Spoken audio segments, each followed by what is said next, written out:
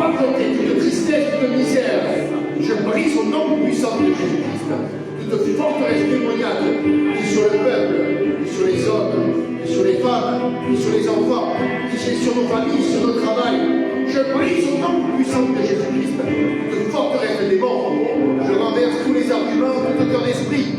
Et dans le nom puissant de Jésus-Christ de Nazareth, Seigneur, je prie pour que ta lumière, pour que ta puissance, pour que ta gloire, Seigneur, que l'esprit de résurrection puisse briller, Seigneur, dans nos vies. Seigneur, je prie, mon Dieu, pour qu'on puisse se lever, Seigneur, recevoir un discernement spirituel, recevoir, Seigneur, le discernement, passer de la mort à la résurrection, Seigneur, par la main puissante de ta gloire, Seigneur, dans le nom puissant de Jésus-Christ. Je brise toute forteresse démoniaque de religiosité, toute oppression immonde tombe maintenant dans le nom puissant de Jésus-Christ de Nazareth. Toute forteresse d'orgueil tombe dans le nom de Jésus-Christ.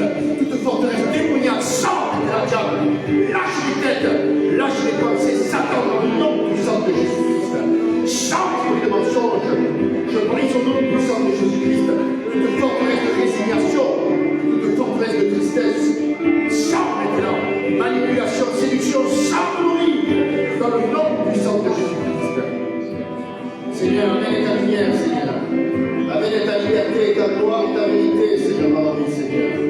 Je prie que l'esprit qui est aujourd'hui, Seigneur, nous enveloppe, Seigneur. L'esprit qui vient de toi, l'esprit de vie, la lumière, Seigneur. Rentre dans nos âmes, dans nos pensées, dans nos cœurs, Seigneur. Dans notre esprit, Seigneur, que nos corps soient renouvelés, Seigneur. Que toute fatigue disparaisse. Je réprime toute fatigue maintenant. Et je brise au nom de Jésus-Christ toute forteresse de démons, de mensonges que le diable a envoyé. Je déchire tous les filets, tous les voiles d'aveuglement qui lient nos chairs, qui lient nos pensées, qui lient nos têtes et qui lient notre esprit. Seigneur, je prie, mon Dieu, pour que on puisse être rempli de ton énergie, de ta puissance, de ta gloire. D'être des outils puissants entre tes mains, Seigneur. D'être tes témoins, Seigneur. Annoncer l'évangile le matin, le midi, le soir, Seigneur. Dans nos familles. Et les miracles que le Seigneur a fait, qu'on puisse les partager autour de nous, Seigneur. Parce que toi seul est au-dessus de toutes choses. Tu es grand, Seigneur, et personne n'est comme toi. On veut recevoir ta grâce gratuite. Ta grâce gratuite, Seigneur. On veut s'approcher à toi, mon Dieu. On veut lever les yeux vers toi, Seigneur. Et comme David le dit dans le psaume, l'Éternel est mon berger, je ne manquerai de rien. Il me conduit vers les verts pâturages, vers les eaux paisibles. L'Éternel est ton berger. Il prend soin de toi. Tu ne manqueras de rien. Il va te conduire vers les verts pâturages. Là où la nourriture est bonne, là où la nourriture est fraîche. Il sait ce qui est bon pour toi. Il te conduit vers les eaux paisibles, là où tu vas pouvoir te désaltérer, retrouver des forces et alimenter ton corps. Alimenter ton esprit, alimenter ton âme.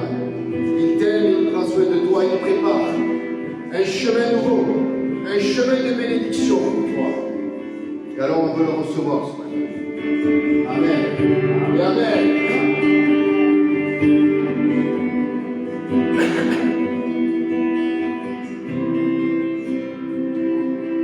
Celui qui vit en toi, Jésus-Christ.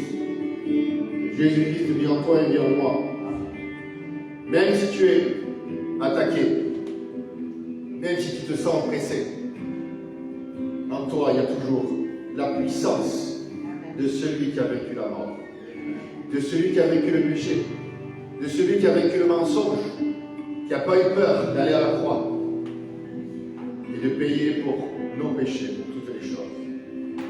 Il vit en toi, il vit en moi. Et il va grandir en toi. Il va grandir en moi. Et alors tu vas aller de victoire en victoire. Et les oppressions, les problèmes que tu as autour de toi aujourd'hui, progressivement, vont devenir plus petits. Parce que celui qui vit en toi va te donner la victoire. Amen. Alléluia.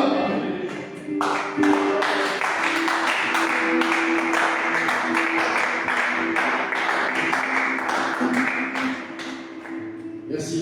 Merci pour cette... Le chant que vous avez chanté le dernier, pour moi, il me rappelle plein de bonnes choses. chose parce qu'on le chantait il y a des années à l'église quand je suis arrivé et à d'autres moments bien entendu. Et c'est des moments où il y avait le premier amour. Et j'étais touché par l'Esprit de Dieu. C'est quelque chose que je ne connaissais pas. Et quand le Saint-Esprit te touche, il te renouvelle. Tu sens son amour, sa puissance et sa grâce. Pour ceux qui sont là, vous connaissez son premier amour. Ceux qui ne connaissent pas ce premier amour, vous allez le recevoir. Amen. Et c'est merveilleux. Je me souviens, je venais à l'église et je recevais dans la louange tout ce renouvellement, cette puissance que le Seigneur était en train de nettoyer ma vie. Je sentais qu'il se passait des choses profondes au fond de moi. Que son amour était en train de me toucher au plus profond. Je sentais que ma vie était en train d'être transformée. Je sentais que ma vie était en train d'être amenée vers quelque chose de bon et de nouveau. Amen. Françoise qui est là ce matin, elle m'avait accueilli la première fois où j'ai mis les pieds dans l'église. Elle m'avait dit bonjour. On avait échangé quelques mots, comment tu t'appelles.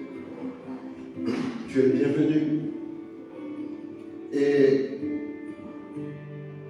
c'était l'endroit où je devais être à ce moment-là. J'étais allé dans d'autres églises auparavant. Personne ne m'avait accueilli, je ne sais pas pourquoi. Mais là, quelqu'un était venu vers moi. Quelqu'un avec cet esprit, ce cœur de pasteur qui avait dit « Comment tu vas? Bienvenue. » Parfois, on pense qu'être un pasteur, c'est être le dimanche sur l'église, sur l'estrade, avec le micro, avec une feuille pleine de versets, la Bible. Parfois, être un pasteur, et toute la semaine, je dirais. C'est pas être juste là le dimanche. C'est toute la semaine de dire comment ça va? Comment ça va mon frère, ma soeur? Dire tu veux qu'on prie pour toi? Il y a des gens pour qui les temps sont difficiles, ils sont au milieu de problèmes, de difficultés. Et leur envoyer un message, leur dire ça va, le Seigneur t'aime. Savoir qu'il y a quelqu'un qui pense à eux, qui les soutient, qui leur dit mais je prie pour toi. Le Seigneur va agir. Ce ne sont plus quelques mots d'encouragement. Mais c'est ça, le bon berger. C'est celui qui conduit les personnes vers les verts pâturages et vers les eaux paisibles. Amen. Le ministère d'évangélisation, c'est effectivement quelque chose qui est très important. Le pastorat aussi. De prendre soin des brebis, de prendre soin des âmes, de regarder la difficulté des uns et des autres, de leur dire je suis là pour t'encourager. Ces paroles, elles viennent de moi, elles viennent du cœur, elles viennent du Saint-Esprit. Et c'est ça la vie des pasteurs, de dire il y a quelqu'un avec toi. Amen. Partout où Jésus allait, Jésus s'est déplacé dans toute la Galilée, il est allé à plein d'endroits, il a même vécu en Égypte. Mais partout où il est allé, il s'est passé quelque chose. Il y a eu des gens qui étaient guéris, certains ont reçu des miracles, certains ont reçu plein de miracles. Mais partout où il est allé, il s'est passé quelque chose.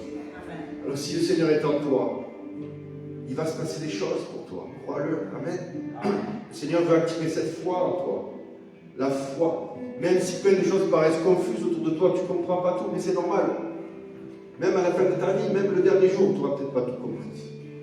Mais l'important, c'est de vivre le moment présent et de savoir que le Seigneur est avec toi. Amen.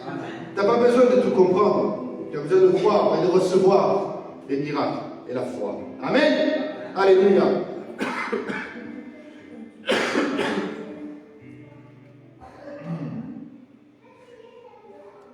Week-end de Pâques, le lundi sera férié et Pâques, aujourd'hui on le célèbre avec des chocolats. Le chocolat ça fait du bien. Le chocolat ça remonte le moral, il y a du magnésium et même les médecins peuvent te dire de temps en temps mange un carré de chocolat, ça va te faire du bien. Amen.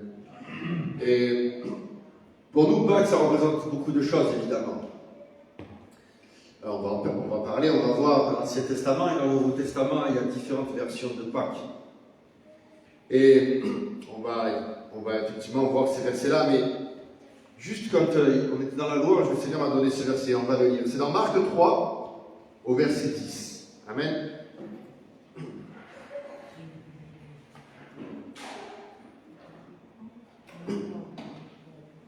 Marc 3, verset 10.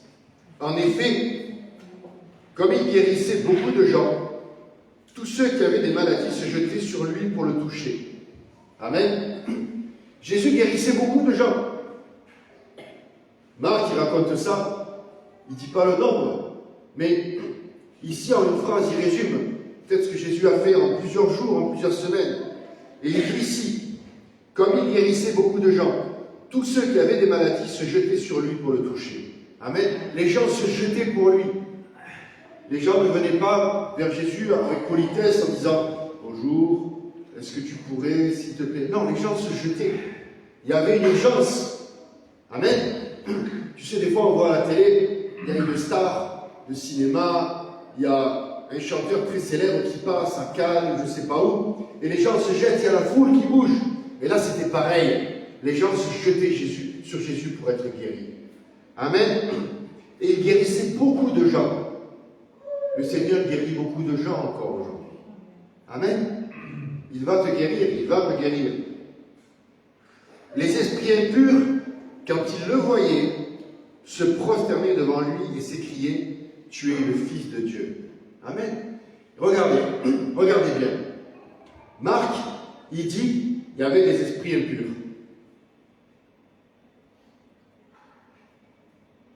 Les esprits impurs se prosternaient et s'écriaient. Marc avait le discernement, il avait vu qu'il y avait des esprits. Il voyait que ce n'étaient pas des gens qui parlaient. Amen. Tu vois les esprits impurs autour de toi qui parlent. Jésus vit en toi, vit en moi. Et le diable se manifeste.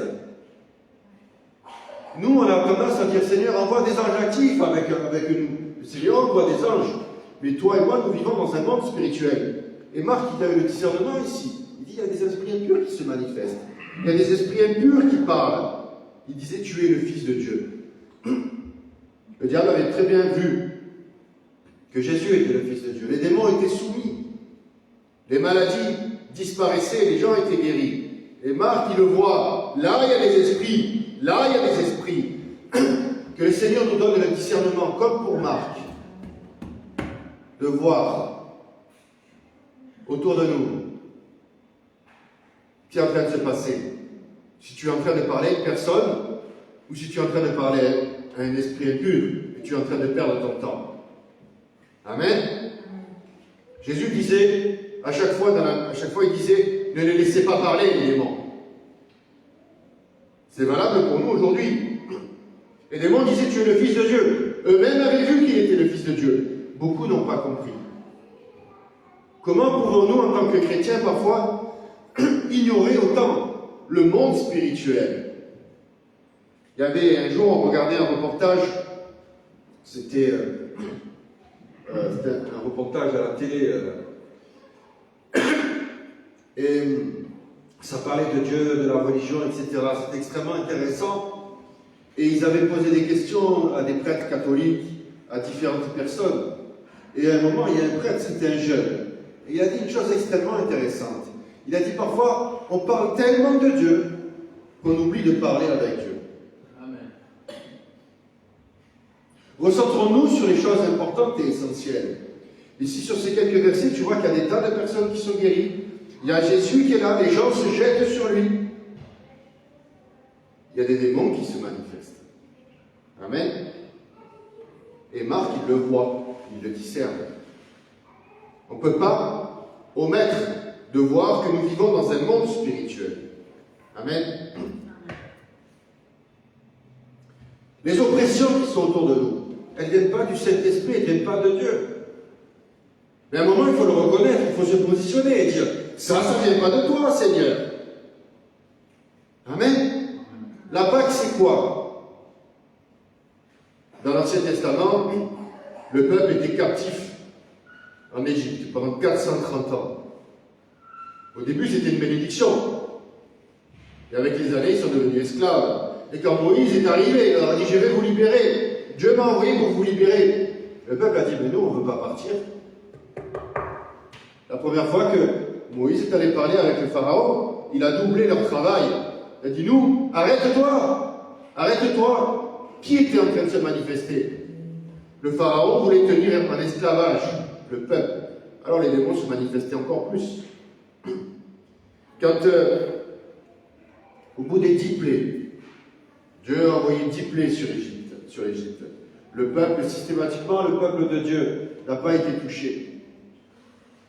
Et Dieu a donné ça à Moïse, il leur a dit, vous allez prendre un agneau, vous allez mettre du sang sur les portes, vous allez cuire l'animal au feu, vous allez le manger à la hâte, et vous allez sortir d'Égypte en liberté. Et vous allez rentrer dans la terre promise. Le Seigneur ne te sort pas de l'esclavage pour t'amener dans un terrain vague où il n'y a rien. Amen. Le Seigneur, s'il te sort de l'esclavage, c'est parce qu'il a un plan pour toi. Sache que beaucoup de Juifs, du peuple d'Hébreu de ce moment-là, ne voulaient pas quitter l'Égypte. Parce qu'ils ne savaient pas. Parce qu'ils avaient peur. Et ils étaient seulement accrochés à une promesse. Le Seigneur nous demande de la foi pour pouvoir traverser ce désert et pour pouvoir aller vers la terre promise. Amen. Amen. Cette liberté, pour accéder à cette liberté, parfois il faut traverser le désert, marcher dans l'inconnu. Je dis bien marcher. Marcher. Beaucoup sont morts dans le désert parce qu'ils n'avaient pas envie de marcher. Ils n'ont pas eu la foi. Et quelques-uns sont rentrés dans la terre promise. Amen. Toi et moi, nous allons rentrer dans la terre promise.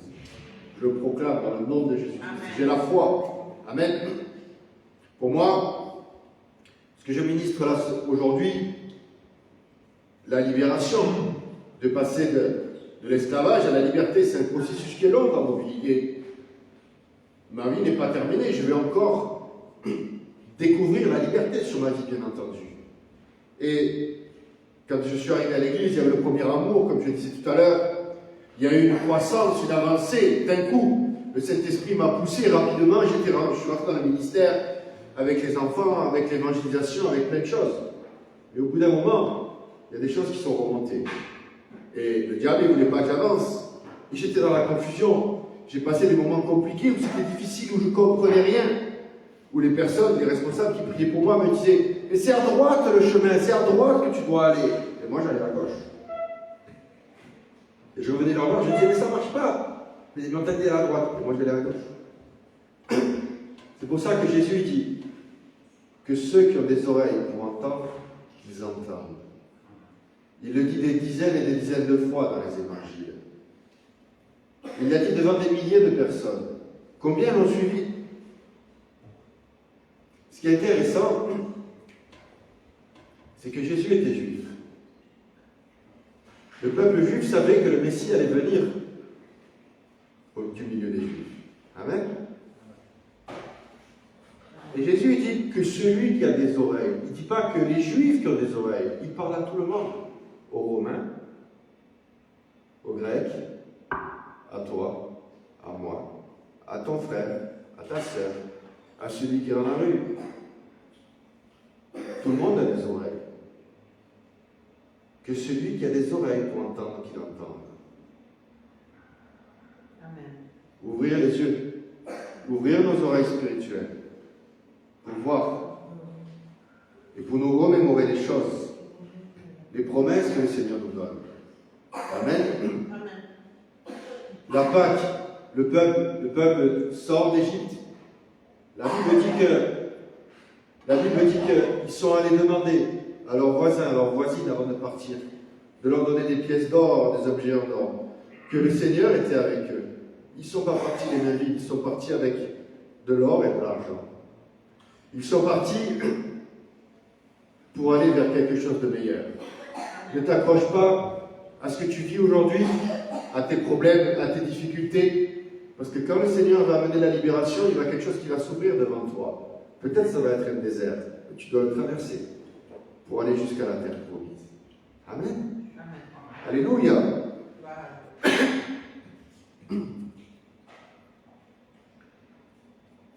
On va aller dans le livre de Néhémie. Vous connaissez Néhémie?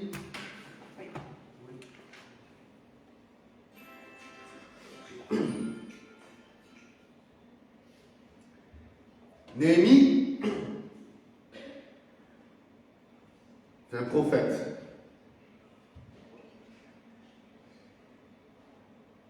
Néhémie, il est à côté du roi. Et son travail, c'est de goûter le vin pour protéger la vie du roi. Pourquoi? Les gens, il y avait des combats de pouvoir, etc. Et certaines personnes pouvaient vouloir empoisonner le roi. Alors, pour éviter que le roi soit empoisonné, eh bien, il y avait Néhémie au milieu. Il devait goûter. Et s'il n'était pas malade, s'il n'était pas mort, alors le roi pouvait boire. Imagine être à la place de Néhémie. Tous les jours, tu vas goûter des très bons vins. Tu vas goûter des très bonnes liqueurs, des très bonnes boissons. Mais tous les jours, tu vas être confronté à la mort. Amen. Néhémie, sa vie, il avait mis toute sa confiance en Dieu. Avant de goûter, il devait prier, je pense. Seigneur, il devait lier tous les démons. Il devait prier comme un fou pour que personne ne veuille tuer le roi. Et ce combat permanent dans sa vie, tous les matins, quand il se levait, qu'il se mettait à genoux devant Dieu pour prier, c'était un combat à la vie et à la mort. Alors bien entendu, il devait manger des choses délicates, des choses très bonnes. Il avait une place de choix, certainement, une belle vie, mais il n'avait pas droit à l'erreur. Il avait un bon poste, il était à côté d'un roi qui était riche, et le confort était là pour lui et pour sa famille. Amen. Mais Dieu avait un plan pour lui. Dieu voulait qu'il amène la libération sur Jérusalem. Dieu avait un plan pour amener la liberté sur un peuple. Le Seigneur a un plan pour toi et pour moi, qu'on puisse amener la liberté dans nos vies, dans nos familles et dans le peuple qui est autour de nous. Amen. Néhémie 1, à partir du verset 9.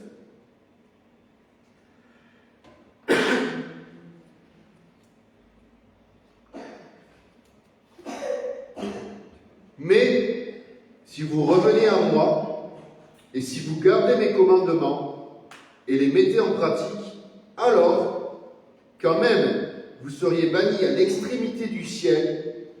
De là, je vous rassemblerai et je vous ramènerai vers le lieu que j'ai choisi pour y faire résider mon nom. Amen. Si vous revenez à moi. On ne parle pas d'une position physique, d'aller à un endroit à un autre, de revenir à Dieu. Et c'est ce que je disais tout à l'heure. Marc a discerné les démons, a discerné qu'il y avait le Fils de Dieu, et c'est lui-même qui l'écrit. Là, il y a le Fils de Dieu, et là, il y a des démons qui parlent. De la même façon, on doit discerner de revenir à Dieu, de savoir où nous sommes positionnés. Où est notre vie par rapport au plan de Dieu? Est-ce que je suis complètement à l'ouest ou est-ce que je suis en train de servir le Dieu puissant? Si vous revenez à moi, si vous gardez mes commandements, je les gardez, et si vous les mettez en pratique, Amen. Amen. Mettre en pratique, les mettre en pratique tous les jours, les mettre en pratique dans nos vies. Le verset qu'on n'arrête pas de répéter, c'est 2 Corinthiens 10, et c'est ça l'un d'une mise en pratique. Car si nous marchons selon la chair, nous ne combattons pas selon la chair. Les armes de notre combat ne sont pas charnelles, mais elles sont puissantes par Dieu pour renverser les forteresses, pour renverser les arguments et toute hauteur qui s'élève contre la connaissance de Dieu, pour amener toute pensée captive à l'obéissance de Christ. Amen. Les commandements que nous avons aujourd'hui, les mettre en pratique, c'est quoi? Évangéliser, prier, faire le combat spirituel. Le Seigneur nous a dit, allez et prêchez l'évangile. Il ne nous dit pas, reste chez toi, regarde la télé et attends. Non, allez et prêchez l'évangile. Je reviens sur Néhémie 9. Mais si vous revenez à moi, et si vous gardez mes commandements et les mettez en pratique, alors quand même vous seriez bannis à l'extrémité du ciel. Bannis à l'extrémité du ciel. C'est loin, l'extrémité du ciel. Moi, j'aime bien regarder les reportages sur l'espace, sur le ciel. Et l'univers est très très grand. Je ne voudrais pas être banni à l'extrémité de l'univers. C'est très loin. Mais le Seigneur dit que si tu reviens à lui, et même si tu es banni à l'extrémité du ciel, il nous rassemblera et nous ramènerait vers le lieu qu'il a choisi pour nous, pour y faire résider son nom. Amen. C'est une promesse. Reviens à lui, tu vas voir sa bénédiction.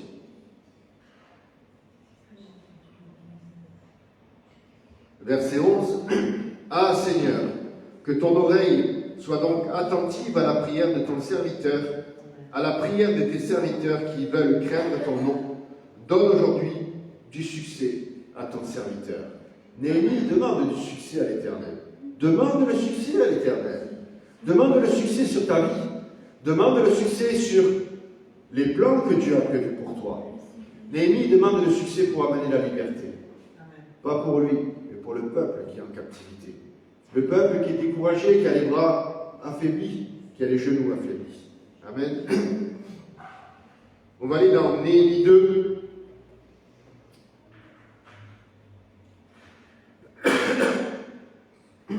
Au verset 17.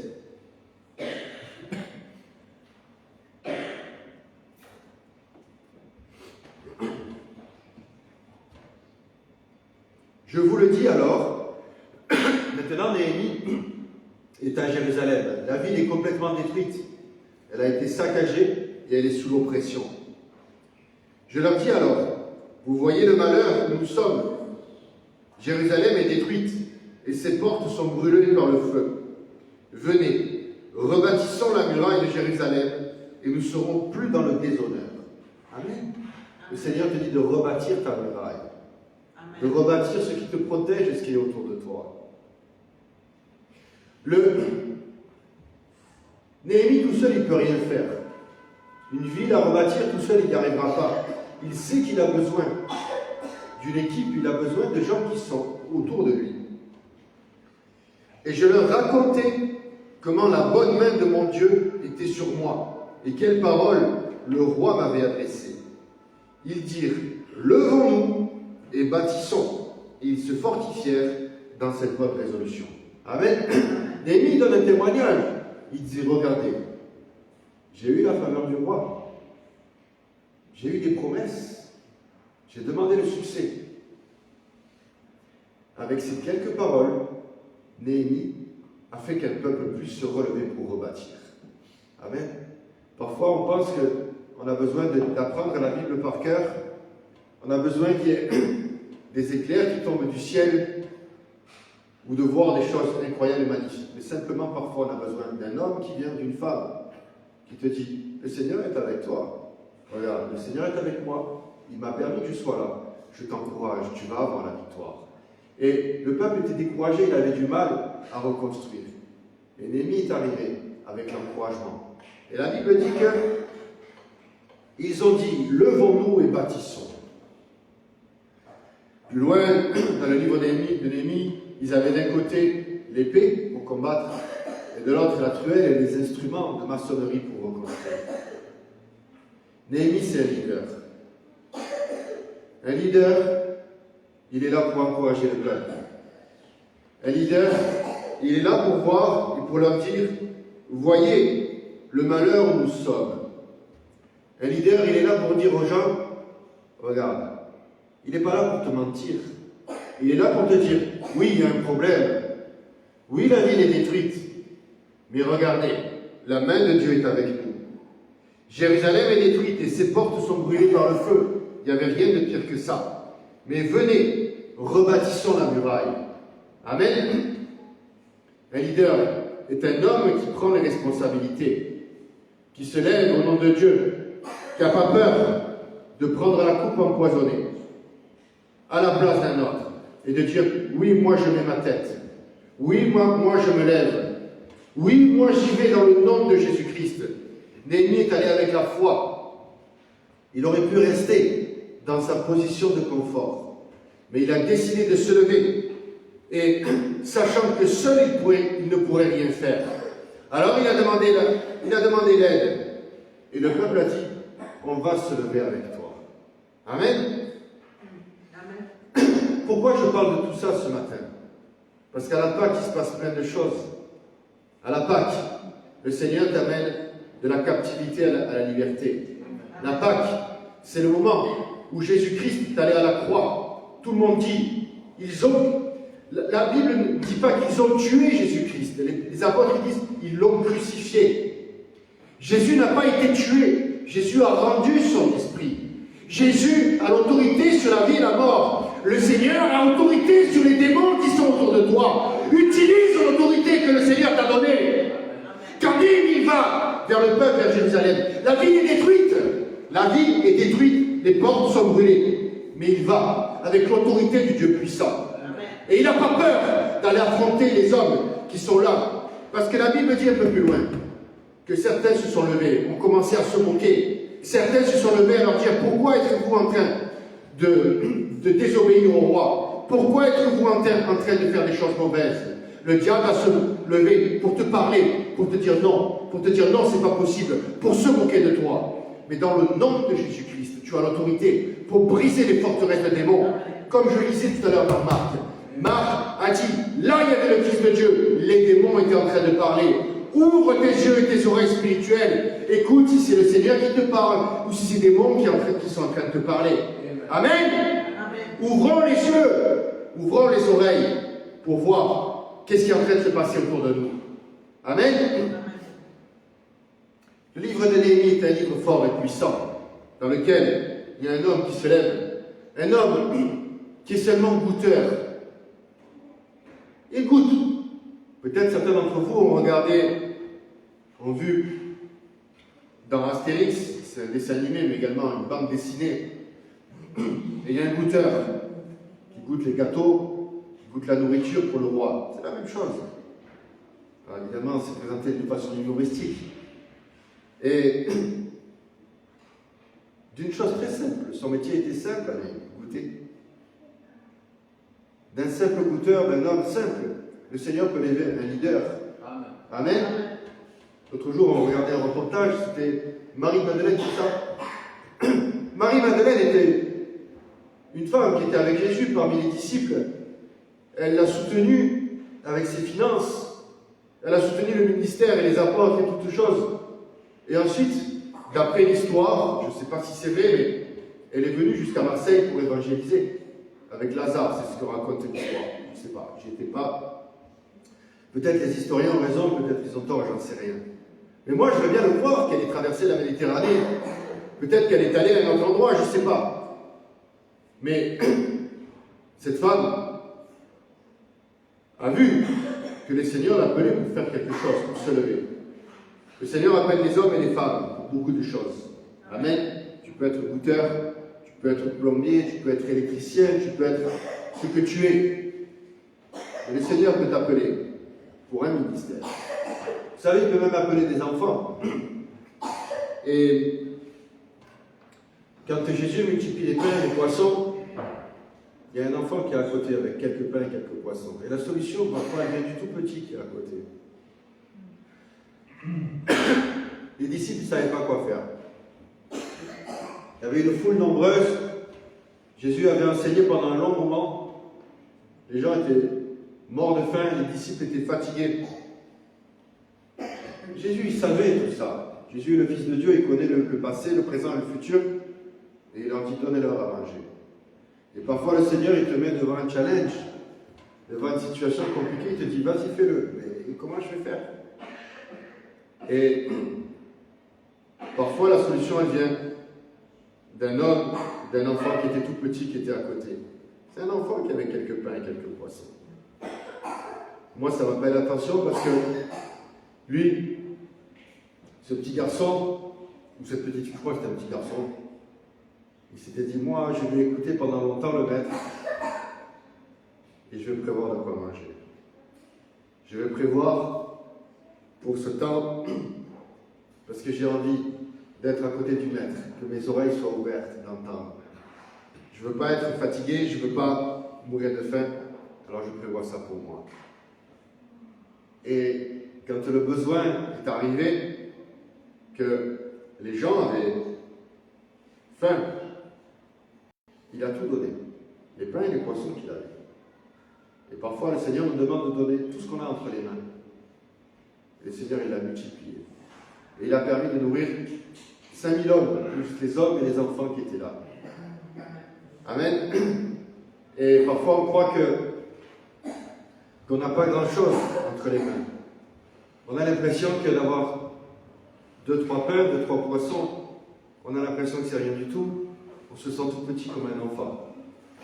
Mais être à côté de Jésus-Christ, tu es à côté de celui qui est grand. Et tout ce qu'il fait est grand. Amen.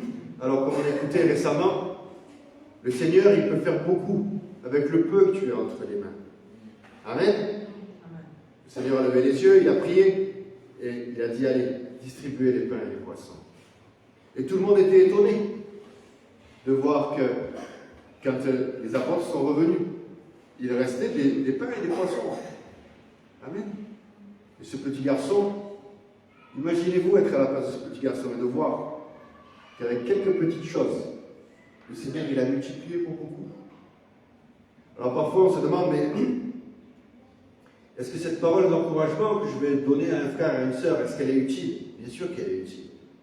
Tu ne sais pas ce qui va se passer dans la vie de cette personne. Tu ne sais pas ce qui va se passer dans la vie de cette personne. Peut-être qu'elle va partager avec d'autres personnes l'évangile. Et il va se passer plein de choses. Amen.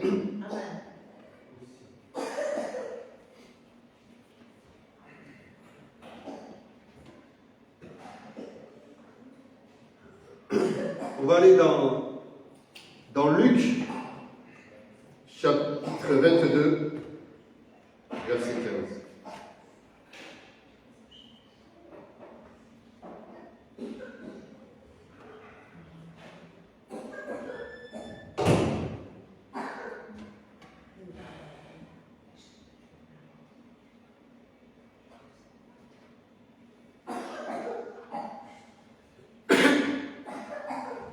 Luc 22, verset 15. Il leur dit, c'est Jésus qui parle. Et Luc, chapter 22, verse 15. Amen. Il leur dit, j'ai désiré vivement manger cette Pâque avec vous avant de souffrir. Car je vous le dis, je ne la mangerai plus jusqu'à ce qu'elle soit accomplie dans le royaume de Dieu. Amen. Amen. Pour nous, la Pâque, elle représente la consécration la plus grande de l'humanité. Jésus-Christ qui donne sa vie à la croix, et par sa mort, il efface nos péchés. Il pardonne toutes choses. Il efface tes péchés, tes fautes et tes problèmes. Amen. Dans ce verset, il y a beaucoup de choses. Le Seigneur, les semaines avant, il était avec les disciples, il leur disait, je dois mourir, je dois aller à la croix. La Bible, à plusieurs endroits, elle dit qu'ils ne comprenaient pas, ils avaient du mal à comprendre que Jésus devait aller à la croix. Quand il arrive à Jérusalem, quand il rentre dans Jérusalem, tout le peuple l'acclame. Les gens applaudissent. Ils jettent des rameaux d'olivier, des branches d'olivier au sol. Il arrive sur un ânon, une ânesse. Et tout le monde dit, voici le roi des Juifs. Voici le roi. Les gens s'attendent à une libération politique. Ils s'attendent à un changement de gouvernement. Mais Jésus, il vient pour un objectif, pour un but qui est encore plus grand. Effacer les péchés de l'humanité. Amener dans ta vie et dans ma vie la grâce. La possibilité d'une vie nouvelle. Et les gens ne comprennent pas tout ça. Et le Seigneur passe le dernier repas avec les disciples et il leur dit ça. J'ai désiré vivement manger cette Pâque avec vous. Regardez ça. Le Seigneur, il est à quelques heures d'être cloué sur la croix, mais il leur dit, j'ai désiré vivement manger cette Pâque avec vous. Il avait envie d'être avec les disciples. Pourquoi? C'était le dernier moment qu'il allait passer avec eux. C'était un moment de joie, de bénédiction. C'était un moment de fête. Et parfois, le Seigneur veut passer un bon moment avec toi et avec moi. Amen. Et ici, il te le dit. Je désire vivement manger cette Pâque avec toi et avec moi. Amen. Le Seigneur désire vivement être avec toi et être avec moi. Et toi? Est-ce que tu désires vivement être avec lui? Amen. Amen. Il a dit, mangez cette Pâque avec vous avant de souffrir. Et il y a un dilemme qui est grand là-dedans. Je désire manger la Pâque avec vous avant de souffrir. Mais il sait qu'à travers ces quelques moments de souffrance, il va amener la libération et la liberté sur l'humanité. Le plus grand miracle de tous les temps, la victoire sur la mort qui amène la résurrection dans ta vie et dans ma vie. Amen. Amen. Parfois, un moment difficile, et c'est le meilleur exemple, va amener la liberté sur ta vie et sur ma vie. Amen. Car je vous le dis, je ne mangerai plus jusqu'à ce qu'elle soit accomplie dans le royaume de Dieu.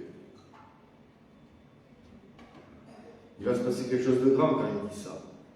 Il va accomplir la Pâque dans le royaume de Dieu. Il prit une coupe, rendit grâce, etc., comme on fait à chaque fois à la Sainte Seine. On prend en son nom cette alliance de boire le vin, de manger le pain qui est son corps, et on renouvelle l'alliance ensemble. Amen. Maintenant, je vais vous parler de... Alors, c'est toujours dans Luc, au chapitre 23, au verset 39.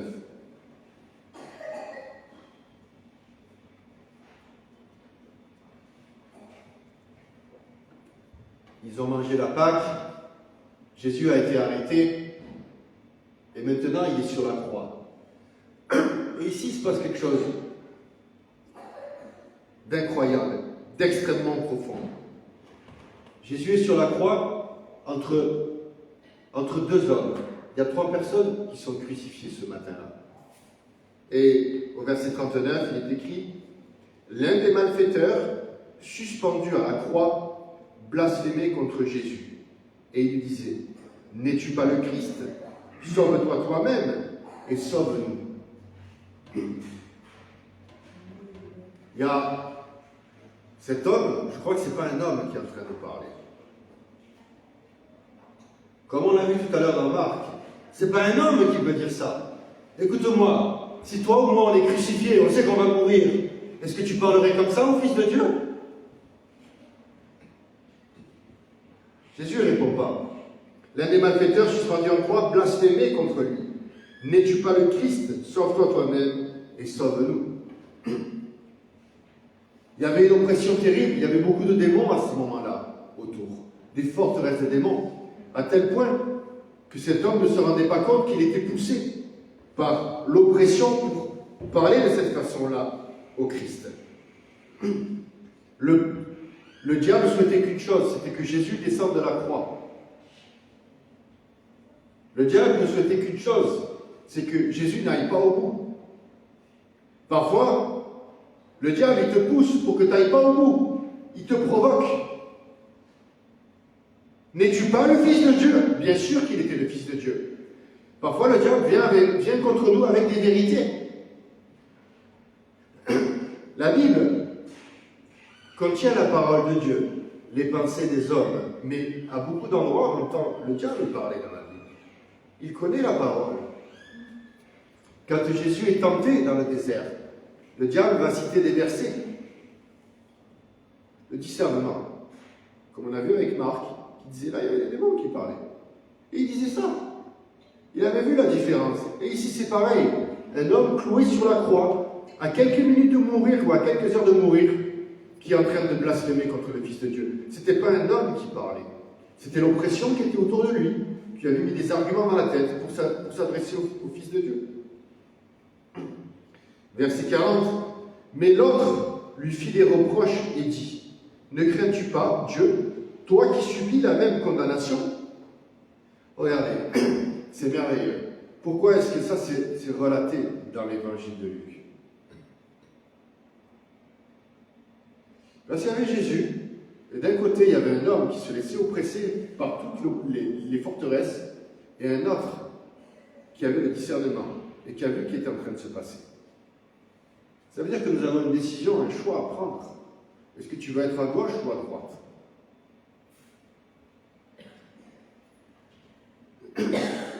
Je reprends, verset 40. Mais l'autre lui fit des reproches et dit, ne crains-tu pas Dieu, toi qui subis la même condamnation? Pour nous, c'est justice, car nous recevons ce qu'on mérite, nos actes. Mais celui-ci n'a rien fait de mal. Le discernement. Il savait qu'à côté de lui, il y avait un homme qui n'avait rien fait. Il savait lui-même qu'il était un pécheur. Et ça, c'est bon de voir de savoir où est-ce que tu es, même si tu es sur une croix, le pire endroit de la terre. Et de savoir dans quelles conditions tu es, et de t'en remettre à Dieu, de savoir qui est à côté de toi, à droite et à gauche. Les hommes qui étaient crucifiés, ils étaient cloués les poignets dans le bois, et les pieds aussi. Et ils avaient du mal à respirer en fait, parce que le poids de leur corps les attirait vers le bas. Et parler, c'était encore plus difficile. Il y en avait un, les dernières forces qu'il avait, c'était d'insulter le Fils de Dieu. L'autre, il disait, mais regarde, il n'a rien fait. Nous sommes des pécheurs. Et parfois, regardez ce qui se passe, verset 41. Pour nous, c'est justice, car nous recevons ce qu'on mérite, ce qu'ont mérité nos actes. Mais celui-ci n'a rien fait de mal. Et il dit, Jésus, souviens-toi de moi quand tu viendras dans ton règne. Amen. Amen. Dis-le, souviens-toi de moi quand tu viendras dans ton règne. Amen. Amen. Jésus lui répondit. Là, Jésus lui répond. Vous avez vu qu'il n'a pas répondu à l'autre. En vérité, je te le dis aujourd'hui, tu seras avec moi dans le paradis. Amen. Amen. Cet homme était un pécheur. À quelques heures de mourir, cloué sur une croix. Et Jésus lui dit, tu seras aujourd'hui avec moi dans le paradis. Ça s'appelle la grâce, mes frères et sœurs. Il n'a rien fait. Il a reçu par grâce. Je vais te dire une chose. Il y a des dettes que je me suis, que tu peux t'acharner à vouloir payer, mais que le Seigneur ne te laissera jamais payer. Parce qu'il veut que tu découvres sa grâce. Amen. Amen. Amen. C'est lui qui est mort à la croix. Amen. C'est pas toi et moi. Accepte sa grâce. Parfois, on pense qu'on doit mourir, on pense qu'on est un pécheur, on pense qu'on mérite rien. Cet homme était sur la croix, il avait fait des bêtises, hein, c'était des brigands, la Bible dit. Ils avaient peut-être tué des hommes, des femmes, je ne sais pas. Mais il a juste dit au Seigneur, Seigneur, souviens-toi de moi quand tu viendras dans ton règne. Il n'avait pas fait l'école biblique, il ne connaissait pas la Bible, c'était pas un rabbin, il ne connaissait rien. Il s'est juste adressé à Jésus-Christ. Il lui a dit, souviens-toi de moi. Et Jésus lui répondit, en vérité, je te le dis aujourd'hui, tu seras avec moi dans le paradis. Amen. Amen. Recevoir par grâce sur terre, mais également la vie éternelle. Amen. Amen. La mort et la résurrection. Paul, il en parle, on va le voir dans Romains, que pour pouvoir ressusciter, il faut passer par la mort. Et quand tu es mort, tu ne sens plus rien. Tu sais, beaucoup de gens ont peur de mourir, c'est normal. On est des êtres humains, nous sommes constitués d'un corps, d'une âme et d'un esprit, et tout est entremêlé là-dedans. Il y a tes sentiments, tes pensées, etc. Et tu peux avoir peur de mourir. Mais ici, je parle d'une mort qui est une mort à la chair, aux choses de ce monde. C'est une mort qui est spirituelle que le Seigneur met en toi pour ressusciter pour une vie meilleure. Et quand tu es mort, tu ne sens plus rien. Amen. Tu sais, une fois j'ai entendu un témoignage d'un homme qui était un chanteur ou un guitariste dans un groupe de rock. On peut dire que c'était un groupe de rock presque satanique parce qu'il faisait des choses absolument abominables, couper la tête des poules sur scène, faire des trucs, des sacrifices. Bon, je ne pense pas qu'ils étaient remplis du Saint-Esprit quand ils faisaient tout ça. Cet homme avait des problèmes d'alcool, d'addiction avec la drogue, etc. extrêmement importants. Et un jour, il a rencontré Jésus-Christ. Et sa vie a été complètement transformée. Il donnait le témoignage. Il dit que du jour au lendemain, il était complètement libéré de tout ça.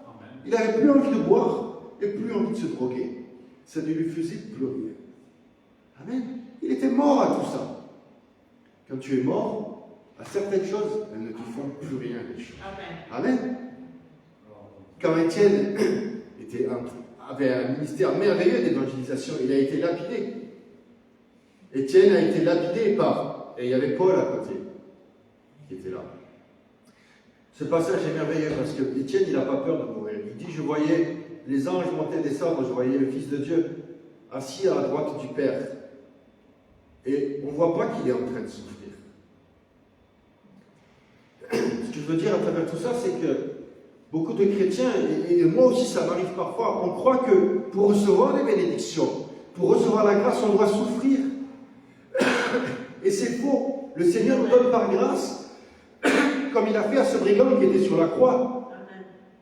Même quelques minutes avant de mourir, le Seigneur lui dit, en vérité, je te le dis aujourd'hui, tu seras avec moi dans le paradis. Attends, mais si le Seigneur te dit ça, c'est la plus merveilleuse des choses. La grâce, elle peut se recevoir à n'importe quel moment. Elle peut se recevoir aujourd'hui. Crois que le Seigneur veut te faire du bien. Amen. Crois que le Seigneur peut calmer tes nerfs, calmer ton cœur, tes problèmes, etc. Crois que... Regardez la destinée de cet homme. Il a peut-être fait des bêtises toute sa vie. Il a peut-être tué des pleines de personnes. Mais il s'est retrouvé crucifié le bon jour, au bon moment, à côté du Fils de Dieu.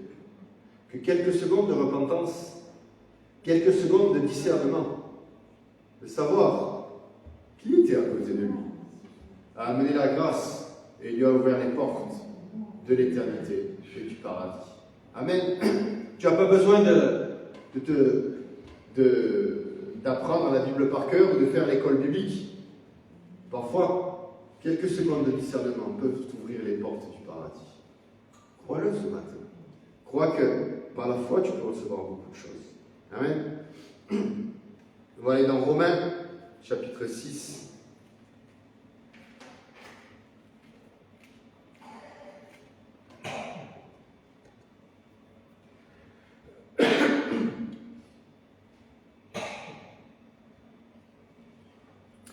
Romains 6, à partir du verset 1. Que dirons-nous donc? Demeurions-nous dans le péché afin que la grâce abonde? Certes, non. Nous qui sommes morts au péché, comment vivrions-nous encore dans le péché? Ici, Paul, il le dit, nous sommes morts au péché. Je parle de cette mort-là. Mort au péché. Ignorez-vous que nous tous qui avons été baptisés en Christ Jésus, c'est en sa mort que nous avons été baptisés. Amen. Alléluia. J'ai été baptisé dans la mort en Christ. Amen. Il y a 2 semaines, on a eu une personne qui s'est baptisée ici. Et il y en a d'autres qui vont se baptiser aussi. Amen. Je veux dire que le baptême, c'est une grâce, c'est une bénédiction. Et on a coutume de dire ici dans l'église que même si quelqu'un vient de la rue qui ne connaît pas Christ et qui dit « je veux me baptiser », on le baptise. Je ne vais pas mettre des freins, des problèmes, des mensonges et des arguments. Peu importe. Si la personne a envie de se baptiser, on la baptise. Amen. Jean-Baptiste baptisait tout le monde. Il n'a pas dit « toi oui, toi non ». C'est une décision personnelle. Si la personne a envie de se baptiser, qu'elle se baptise. Amen. Amen. C'est Philippe qui rencontre un Éthiopien et qui lui dit, il ne comprend pas les Écritures, l'Éthiopien. Il dit, écoute, tu n'as pas besoin de grand chose. Tu as juste besoin de recevoir Jésus-Christ, le Messie dans ta vie. et d'être baptisé. Il lui dit, qu'est-ce qu'il faut pour être baptisé? Il faut de l'eau. Il est à côté d'une rivière, il lui dit, ben, je te baptise tout de suite. Amen. Ne compliquons pas l'évangile. Il y a un passage qui est fort dans Matthieu 23, où Jésus il s'adresse aux religieux et leur dit, vous qui fermez le royaume de Dieu aux hommes, vous fermez le royaume de Dieu aux hommes. Ne fermons pas le royaume de Dieu aux hommes. Rendons les choses faciles. Verset 4, dans Romains 6. Nous avons donc été ensevelis avec lui dans la mort, par le baptême, afin que comme Christ est ressuscité d'entre les morts par la gloire du Père, de même nous aussi nous marchions en nouveauté de vie. En effet, si nous sommes devenus une même plante avec lui, par la conformité à sa mort, nous le serons aussi par la conformité à la résurrection. Amen. Toi et moi, on va ressusciter, on ressuscite tous les jours. Parce que l'Esprit de Christ qui vit en toi et vit en moi, fait que tu ressuscites. Nous savons que notre vieille nature a été crucifiée avec lui, afin que ce corps de péché soit réduit à l'impuissance et que nous ne soyons plus esclaves du péché. Amen. La mort au péché, la mort aux choses de ce monde, la mort aux choses qui t'empêchent d'avancer. Amen.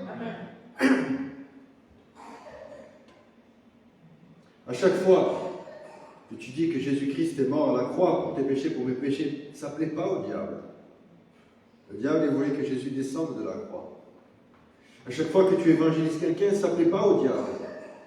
À chaque fois que tu décides d'ouvrir ta Bible le matin pour remplir ta vie de l'esprit de vie, ça ne plaît pas au diable. Chaque fois que tu mets de la louange pour recevoir l'Esprit de Dieu, chaque fois que tu te mets à prier et intercéder, ça ne plaît pas au diable.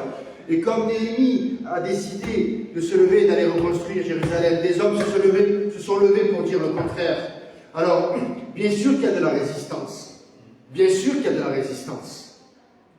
S'il n'y en avait pas, ça serait trop facile. Amen. Il y a 2 ou 3 semaines, on est sorti évangéliser le samedi matin, à plusieurs, on était 7, 8, 9. Et certains ont dit, qui n'étaient pas venus depuis un long moment, ont dit, mais c'est plus facile d'évangéliser. Pourquoi? Parce que tous les jeudis, on sort. Parce que tous les jeudis, on fait une brigade. Tous les jeudis, on brise toute forteresse de démons dans les rues.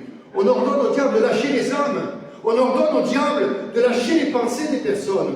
On brise toute forteresse de démons, de mensonges, d'islam qui tient les personnes dans le nom puissant de Jésus-Christ. Et au bout d'un moment, le ciel s'ouvre. Et alors les choses sont plus faciles. La persévérance. Au début, tu vas commencer à chasser le diable de ta vie. Le premier jour, ça va être difficile. Le deuxième aussi, troisième aussi, quatrième. Et progressivement, le diable, il va lâcher. Progressivement, le diable, il va devoir lâcher. Parce qu'il va voir que ce n'est pas toi qui es en train d'avoir la victoire. Oui, c'est toi qui es en train de l'avoir. Mais c'est l'Esprit de Dieu qui est en toi, qui te pousse. Et dans l'autorité du nom de Jésus-Christ, tu avances sur le terrain de l'ennemi. Amen. Dans Jacques, on va aller dans le livre de Jacques. Jacques, au chapitre 4. Pour beaucoup de personnes, Jacques était le frère de Jésus. Et moi, il y a toujours quelque chose qui m'étonne. J'aime voir les choses dans la Bible avec un œil critique et de comprendre les choses. Jésus disait toujours, ne laissez pas parler les démons. Et quand il arrive et qu'il traverse le lac, sur la barque, qu'il y a la tempête, qu'il arrive de l'autre côté, il y a un homme qui est rempli de démons. Et il lui pose une question, il dit, qui tu es? Et ça m'appelle l'attention. Il y avait beaucoup de monde dans cet homme, il y avait beaucoup de démons. Et ça me plaît de voir dans la Bible des passages qui sont différents, de comprendre, de chercher, là où le Seigneur m'appelle l'attention. Amen. Jacques 4, verset 6. Mais il donne une grâce supérieure, puisqu'elle dit, une grâce supérieure. Reçois cette grâce supérieure. Amen.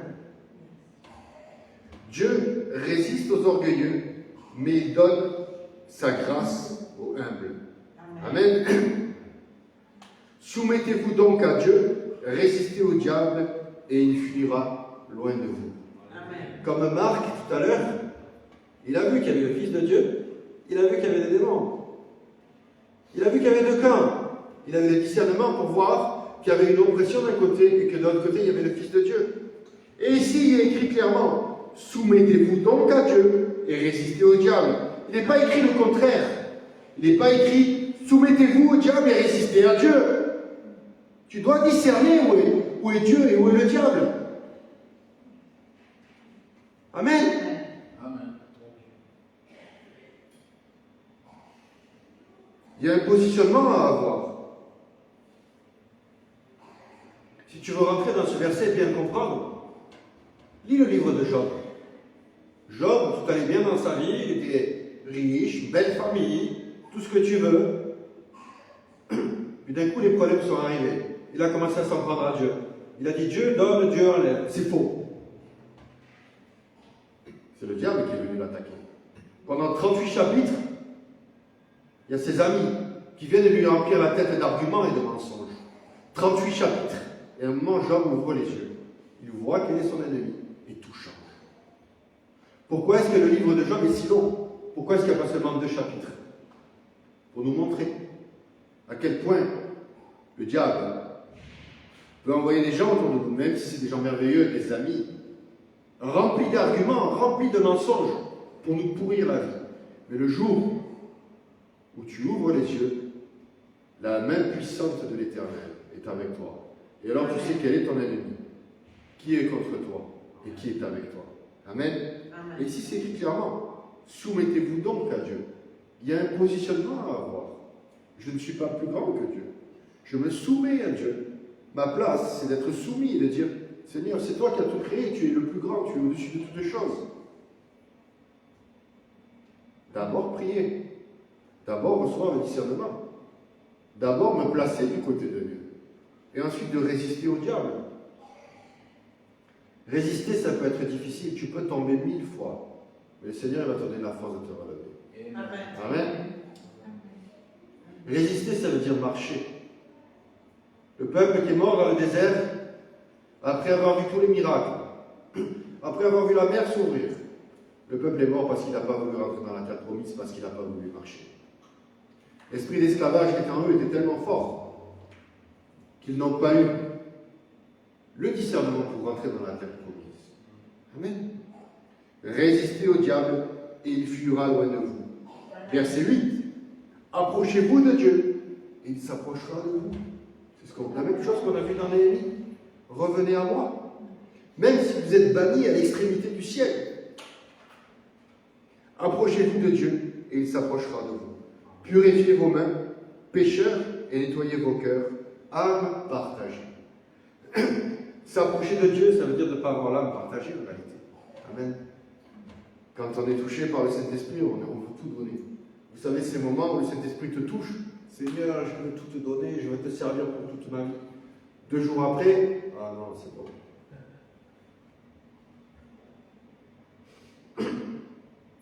Verset 10. Humiliez-vous devant le Seigneur et il vous élèvera. Amen. Quelle est notre place? Comment se positionner par rapport à tout ça? Le verset dans Marc, il est intéressant, qu'on a lu tout à l'heure. Il disait que les démons étaient en train de parler. Les démons disaient ça. Savoir, chaque jour, la situation que tu vis, la situation qui est devant toi. Où est le Fils de Dieu? Et toi? Est-ce que tu vois vraiment ce qui est en train de se passer dans le monde spirituel qui est devant toi? Jacques, il le dit ici clairement. Regardez, Jacques, le frère de Jésus, a grandi 30 ans à côté de Jésus-Christ. Peut-être 27 ans, je ne sais pas, 28 ans. Et quand Jésus a commencé son ministère, il a dit, la Bible dit que ses frères, ses sœurs sont venus le trouver et lui dire, tu as perdu la tête. Jacques, il ne comprenait rien. Jacques était voilé. Comment tu peux vivre 27 ans à côté du Fils de Dieu, l'homme qui ne pêche pas, et ne pas t'en rendre compte? On voit que parfois, c'est pour ça que Jésus disait que ceux qui ont des oreilles pour entendre, qu'ils entendent. Je crois qu'il disait ça parce que beaucoup de gens étaient là pour recevoir un miracle, pour recevoir la bénédiction, mais qu'ils n'étaient pas plus intéressés que ça par le royaume de Dieu. Amen. D'autres l'ont suivi, et à la croix, il n'y avait que des femmes, des gens. un adolescent. Soumettez-vous donc à Dieu, résistez au diable et il fuira loin de vous. Amen.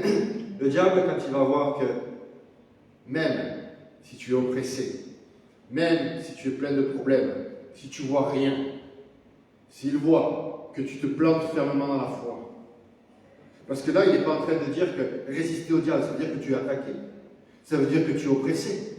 Par contre, si tu te plantes dans la foi fermement, que tu fais le combat, que tu pries, le diable, au bout d'un moment, il va lâcher. C'est ça que ça veut dire. Amen. Alléluia. On va se lever, on va prier.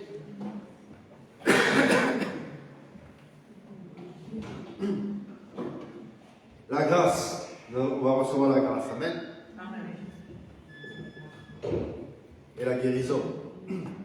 Seigneur, je prie pour mes frères et sœurs qui sont là ce matin. Je te demande, Seigneur, d'ouvrir nos yeux, Seigneur. Qu'on puisse voir comme Marc, qu'il y a beaucoup de guérisons. De voir qu'il y a des guérisons sur les yeux, des guérisons sur les genoux, des choses merveilleuses que le Seigneur est en train de faire. Amen. Mais de voir aussi qu'il y a un monde spirituel qui nous entoure. Et qu'on puisse recevoir de toi, Seigneur, ce discernement, de faire la part des choses, de voir qu'il y a un Dieu qui est là, il y a un monde spirituel, et comment se positionner par rapport à tout ça. Je prie, Seigneur, pour que tu touches, Seigneur, nos vies, nos pensées, nos cœurs, nos volontés, Seigneur. Que ton Saint-Esprit nous fortifie, et qu'on puisse voir ce qui vient de toi, Seigneur. Qu'on puisse discerner ce qui ne vient pas de toi, Seigneur, et le chasser dans le nom de Jésus-Christ. Je prie, mon Dieu, pour que tu nous donnes la force pour nous humilier devant toi, Seigneur. De chercher ta présence avec foi, avec espérance. Mais aussi que tu nous donnes la force, Seigneur, de résister au diable. De faire le combat spirituel, de rentrer pleinement dans nos ministères. De ne pas avoir peur, Seigneur. Je prie, mon Dieu, pour que tu lèves des Néhémies et des Néhémias, Seigneur, dans l'Église, Seigneur. Que tu lèves des hommes, des pasteurs, des prophètes, des évangélistes. Que tu lèves des ministères inconnus encore peut-être, Seigneur, parce que ta créativité n'a pas de limite, Seigneur. Je prie, mon Dieu, pour qu'on puisse tous recevoir la grâce, qu'on la reçoive par la foi, cette grâce, cette espérance, Seigneur. Comme cet homme qui était sur la croix, cloué à côté de Jésus-Christ. Quelques secondes de discernement. De voir où est-ce qu'il était, son état spirituel. De voir qu'à côté de lui, il y avait un homme cloué sur une croix, mais qui était aussi le Fils de Dieu. De ne pas regarder la réalité, mais de regarder à celui qui est au-dessus de toutes choses, au Fils de Dieu, qui est venu, qui est mort à la croix, que Dieu le Père a envoyé pour effacer nos péchés. De voir que même si ta situation elle est mauvaise, que le Seigneur est avec toi et que tu as accès au paradis. Que tu as accès à des choses merveilleuses sur cette terre, que tu as accès à la grâce, que les miracles que tu as reçus ne sont pas terminés, qu'il va y en avoir d'autres. Alors positionne-toi, soumets-toi devant le Dieu éternel, résiste au diable, et alors il va fuir loin de toi. Seigneur, je prie, mon Dieu, pour que tu laves toute pensée, toute religiosité qui est sur nous, Seigneur. Je prie, Seigneur, que tu nous combles de ta grâce, Seigneur. Qu'on puisse profiter de chaque instant sur cette vie, en sachant que tu es avec nous, Seigneur. Que même si les choses sont difficiles aujourd'hui, elles vont pouvoir être transformées demain. Crois que toutes les paroles qui sont dites, mais également tout ce qui est partagé dans la parole de Dieu, ça peut venir dans ta vie. Que c'est une décision de recevoir par la foi. Les gens se jetaient sur Jésus-Christ. Jette-toi sur lui, toi aussi. Jette-toi sur lui. Ça veut dire qu'ils devaient se battre pour s'approcher de lui. Ils se jetaient de toute leur force. Parfois, le Seigneur, il veut qu'on se jette sur lui de toutes nos forces pour être guéris de nos péchés, des choses qui nous freinent, des problèmes, des mensonges. Le Seigneur t'appelle à te lever, à être un leader comme Néhémie. Le Seigneur t'appelle à envoyer des messages aux frères et aux sœurs qui sont dans la difficulté. Lève-toi. Le Seigneur t'appelle à ce que tu te lèves maintenant. Laisse derrière les enfantillages. Laisse derrière la peur et le mensonge. Et reçois l'Esprit de Dieu. Reçois la puissance du Dieu éternel. Pour avancer, pour briser les chaînes.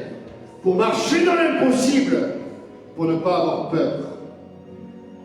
Avance, marche au milieu du désert. Reçois les miracles. Reçois l'espérance.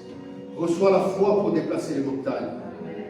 Alléluia, alléluia, alléluia. Seigneur, je prie, mon Dieu, Seigneur, pour que tu reçoives l'espérance que peu importe les limites qui sont devant toi, si tu ne te lèves pas et si tu ne combats pas, elles ne vont pas bouger. Le Seigneur est d'accord pour que tu sois libre. Toi, moi, je suis d'accord pour que tu sois libre. Le diable est contre. Maintenant, prends les bonnes décisions. Prends les bonnes décisions de croire et de te lever. Prends les bonnes décisions de faire les prières qui vont trembler, qui vont faire trembler les murs. Prends les bonnes décisions. Soumets-toi devant l'Éternel et résiste au diable. Le Seigneur est avec toi. Il va te donner la force de marcher dans le désert. Il va te donner la force, l'espérance et la foi pour que tu te lèves. Parce qu'aujourd'hui, beaucoup de personnes prient pour toi. Certains sont là avec toi. Et peut-être que demain, c'est toi qui devras encourager d'autres. Alors commence à prendre le pas, à t'entraîner, à faire tout ça. Amen. Amen. Seigneur, bénis mes frères et mes sœurs. Seigneur, remplis-les de ton esprit, Seigneur. Que cet esprit de résurrection, que cette Pâque, Seigneur, elle soit accomplie pleinement dans ta vie et dans ma vie, Seigneur. Dans le royaume, comme le dit Jésus-Christ. Seigneur, manifeste-toi par ta puissance et par ta gloire, Seigneur.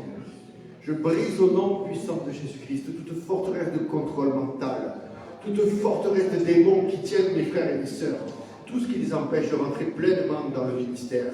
Je brise au nom puissant de Jésus-Christ toute forteresse d'orgueil. Je renverse tous les arguments, toute hauteur d'esprit. Je brise au nom puissant de Jésus-Christ tous les mensonges de résistance monde et démoniaque. Satan, sort maintenant. Sors maintenant, diable. Lâche la tête des personnes maintenant. Je brise au nom puissant de Jésus-Christ tous les voiles d'aveuglement. Toute sûreté spirituelle tombe dans le nom puissant de Jésus-Christ. Seigneur, je prie, mon Dieu, pour que des activités naissent de ce culte d'aujourd'hui, Seigneur. Qu'on puisse faire les AVC, qu'on puisse avoir plein d'évangélisation, Seigneur. Je prie, Seigneur, pour que tu nous combles de tes bénédictions et de ta grâce, Seigneur. Et qu'on puisse se lever et marcher, comme le dit Néhémie, avec l'épée d'un côté et la truelle de l'autre, pour reconstruire ta maison, Seigneur, pour reconstruire le plan que toi tu as prévu dans nos vies, Seigneur. Dans le nom puissant de Jésus-Christ. Amen. Alléluia.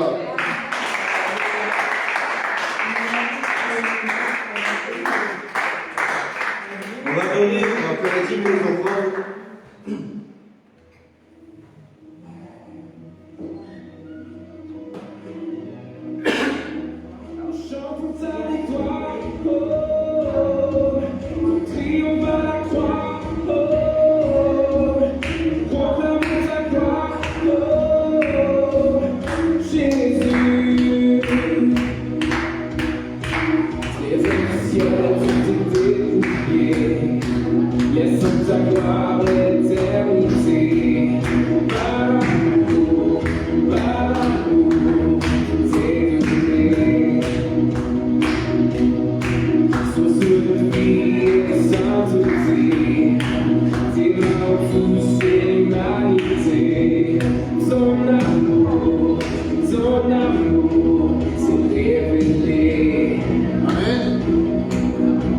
Tu as payé notre liberté.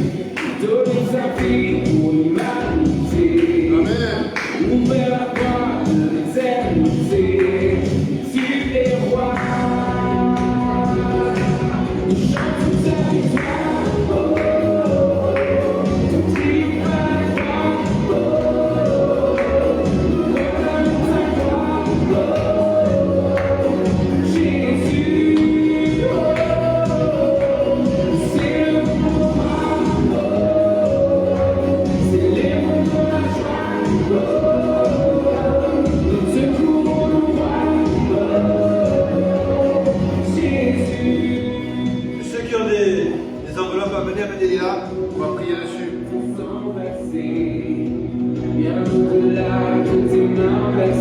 Amen. Dieu te bénisse. Amen.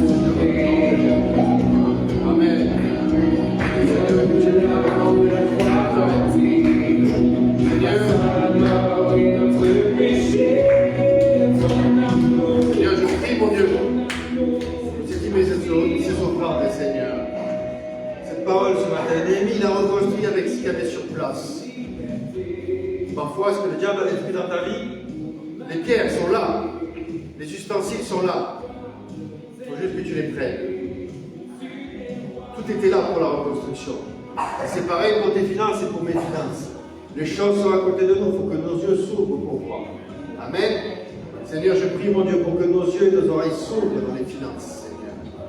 Je prie, mon Dieu, pour que ta grâce, pour que ta puissance, pour que ta fidélité, Seigneur. Je prie, mon Dieu, pour la résurrection sur tes finances et sur tes projets, Seigneur. Je brise au nom de Jésus-Christ toute forteresse de pauvreté et de misère, de mort spirituelle sur tes finances et sur tes finances. Seigneur, je prie, mon Dieu, pour une grâce particulière sur ton travail. Seigneur, ouvre les portes sur la vie de mes frères et mes sœurs qui sont là, Seigneur. Open the doors of the heaven on my brothers and my sisters. Open new doors for a good job, for the economy, with a good salary. Dans le nom de Jésus-Christ, Seigneur, amène ta grâce et ta puissance. Au nom puissant de Jésus-Christ. Amen.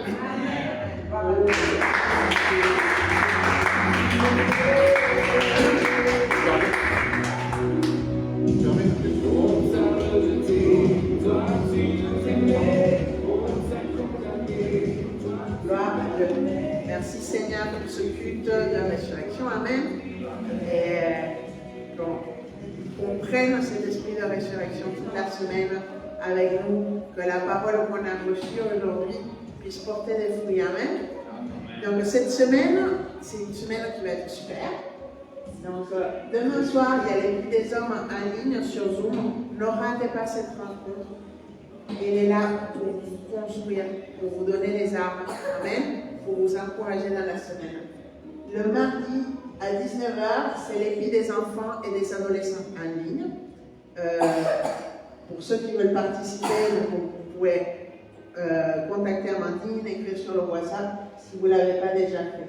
Le mercredi à 21h, on a le dévotionnel en ligne aussi. Et jeudi, 18h30, évangélisation. Donc, cette semaine, il y a évangélisation mardi matin. Le rendez-vous à quelle heure, Agop? 11h. 11h ici à l'église. Pour ceux qui veulent répandre la bonne nouvelle, Amen. Vous pouvez rejoindre Agop ici à 11h du matin et sortir, amener l'espérance, Amen. Et briser les chaînes et dépeupler l'enfer, Amen. On brise les chaînes, on ouvre des brèches. Et de la même façon qu'on détruit le royaume du diable, Amen, on gagne la liberté. Amen. Pour nous, pour notre ville, pour nos voisins. Au nom de Jésus. Le dimanche, ici à 10h30, on a évidemment notre culte. Donc j'espère qu'aujourd'hui, c'était pas trop dur de se lever une heure plus tôt. Moi j'ai un peu galéré, j'avoue. Mais bon, écoutez, c'est comme ça. 2 fois par an encore en France, alors on fait avec. Ouais. Écoutez, on va prier, on va s'ouvrir, on va prier pour nos pasteurs, pour tous les gens qui sont consacrés, Amen, à amener la bonne nouvelle. Comme Dieu t'appelle à toi et à moi, Amen, il nous appelle chacun à nous consacrer pour amener la bonne nouvelle, pour être libre, Amen. Père, au nom de Jésus, on vient devant toi encore une fois, on te remercie, Seigneur, pour ta résurrection. On te remercie pour le salut, pour le pardon des péchés, Seigneur.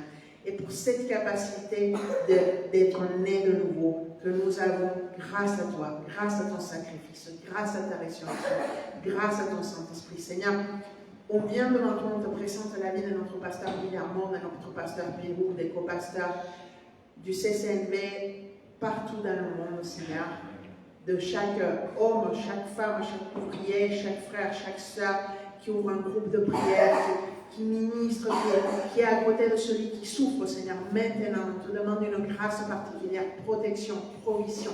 Seigneur, que tu brises toute chaîne et toute attaque et contre-attaque du diable contre leur vie, contre leur famille, leur santé, dans le nom puissant de Jésus. On brise toute forteresse de destruction, d'oppression qui veuille venir les affaiblir l'Église, dans le nom puissant de Jésus-Christ. Seigneur, maintenant, on délie les bénédictions, on délie la guérison, les miracles, Seigneur, qu'on puisse voir les fruits de la semence que tu as mis en nous, Seigneur, dans le nom puissant de Jésus-Christ. Et on brise maintenant toute attaque et contre-attaque du diable dans les écoles, les transports, les voitures, les maisons, les foyers. On réprime au nom de Jésus tout vol, ruine, accident, maladie, au nom puissant de Jésus-Christ. Et on se couvre du sang de Jésus ici, le local, partout où nous allons, chaque GP, chaque frère, chaque soeur, chaque activité, Seigneur, on te la consacre, Seigneur. Manifeste ta puissance, que ton Esprit Saint, il montre qu'il est là. Et Seigneur, et que nous soyons les yeux ouverts, Seigneur, pour voir, Seigneur, à quel point tu es bon et puissant, Seigneur. Au nom de Jésus. Amen. Gloire à Dieu. Que Dieu vous bénisse.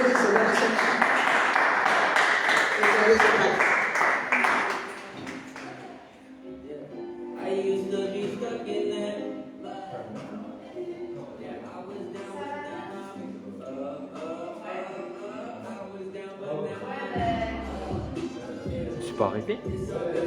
J'arrive.